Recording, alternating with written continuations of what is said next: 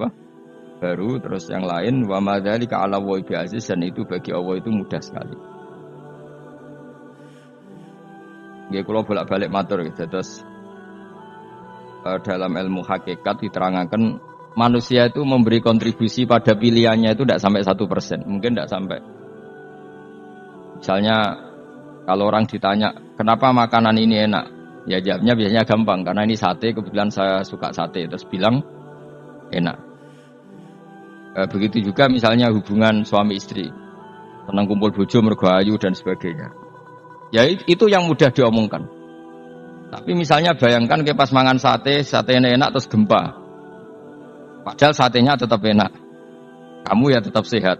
Tapi gara-gara gempa menjadi tidak enak. Berarti yang benar kan mangan sate gue enak, syaratnya gak pas garam gempa. Ono syarat meneh, ora konangan sing utangi. Padha kowe ngloni bojomu sing ayu, iku syarat enak iku kudu ora ono gempa. Ora pas ngamuk. Pas ngamuk lah ya tetep ayu, tapi kan kowe ora seneng. Artinya gini loh.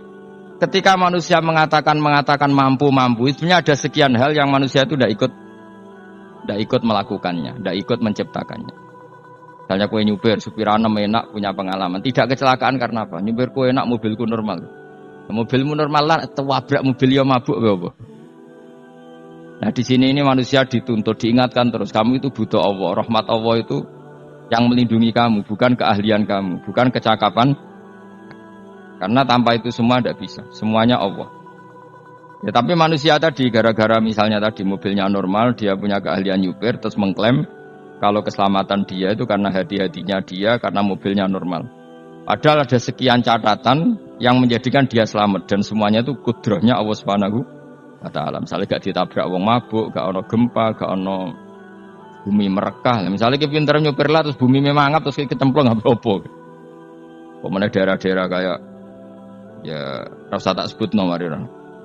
Kira tahu muka safa yo bener mari tak sebut nomor yang ngeri. Intinya Indonesia ora aman, tapi kita tenang ae satunya ora aman kabeh ono sing aman. Ora usah kuwatir likuifaksi, ora usah kuwatir meteor jatuh, kabeh ya potensi napa? Potensi semua. Sehingga ini sedikit saya ijazahkan. Suatu saat kata Rasulullah, saya ya Mu'ad melihat kamu hanya sejengkal di depan para ulama ketika nanti di akhirat. Terus Mu'ad tanya, Rasulullah tanya, kenapa kamu hanya satu jengkal dengan derajatnya para ulama ketika sowan Allah? Jawabnya Mu'ad, kamu punya amal apa? Jawabnya Mu'ad, ya Rasulullah, saya tidak pernah melangkahkan satu kaki, kecuali saya tidak pernah yakin apa bisa melangkahkan kaki yang satunya. Dan saya tidak pernah mengunyah satu makanan kecuali saya juga tidak pernah yakin apa bisa menelannya. Dan saya tidak pernah bernafas satu nafas kecuali saya tidak yakin apa bisa nafas berikutnya. Saking dia tergantung ta'aluk semuanya sama kudrahnya Allah Subhanahu wa Ta'ala. Kalau kita ini kan sok. Kalau makanan sudah di depannya kayak pasti bisa makan. Kalau dia sudah sehat jalan seakan-akan pasti bisa meneruskan. Padahal 0, sekian detik kowe mlaku dihantam mobil ya selesai. Misalnya stroke ya selesai, tidak bisa jalan. Hingga para wali-walinya Allah itu orang yang fi lahdotin min lahadotaihi, setiap kedipan dia, setiap perilaku dia itu hanya ta'aluk ambil Allah Subhanahu wa Ta'ala. Itu yang disebut ya ayyuhan nasu antumul fuqara'u ila. Nah kemudian resiko makom ini, ya semua makom tak ada resikonya. Resiko makom ini itu biasanya dia lupa doa. Kenapa lupa doa? Karena doa itu terdefinisikan. Tak wari ilmu hakikat terus rumokno wis ora paham lah tak ulang no. Ya resiko ilmu saya ingatkan ya. Ilmu itu kan ada dua. Ada ilmu yang karena didefinisikan. Dan itu akhirnya menjadi masalah. Sebenarnya ilmu itu tidak perlu definisi. Kedua ilmu yang kita rasakan. Misalnya gini, kalau sampai saya tanya, kamu pernah nggak minta jadi punya uang banyak? Nggak tanya, pernah nggak minta? Terus artinya minta itu apa? Terus kita mendefinisikan, menengadahkan tangan, bilang ya Allah, saya minta uang banyak, saya minta ingin beli mobil. Itu namanya apa? Nggak jawab saja. Doa kan?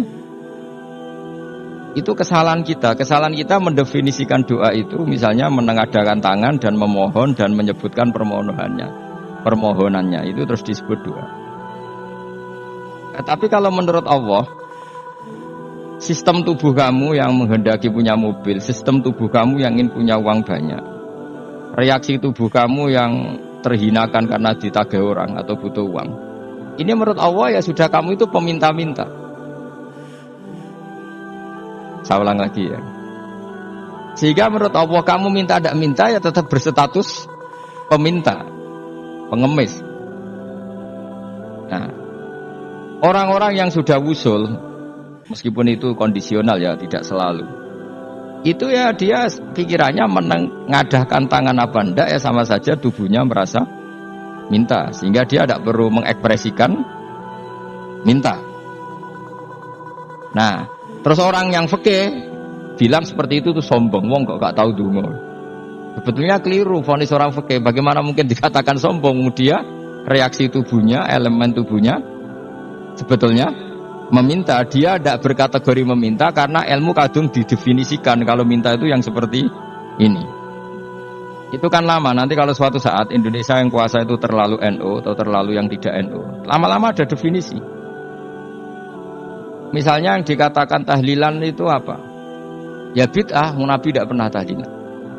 Sahabat gak pernah nahlilin Nabi, malah nganyak kaji Nabi jadi tahlili. Manane tahlilan jalukno sepuro mayit, kanjeng Nabi jalukno. Sehingga dengan tradisi itu tahlil itu masuk definisi bid'ah karena nggak pernah dilakukan sahabat dan para tabi'in. Ya salahnya kamu definisikan.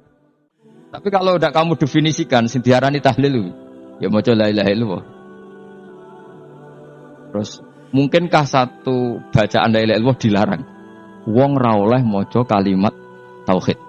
Jadi misalnya tahlil iku nglafatno kalimat tauhid. Oke tok ya ora ngara iso dilarang tapi nak tahliliku mitung dinane mayit koyok Buddha, soalnya kriminal. Enak, ya sudah seperti itu. Makanya banyak orang salah itu karena ilmu kadung didefinisikan. Nah, definisi itu sebenarnya tidak mengikat dalam banyak hal. Ini penting saya utarakan. Ya karena seperti itu.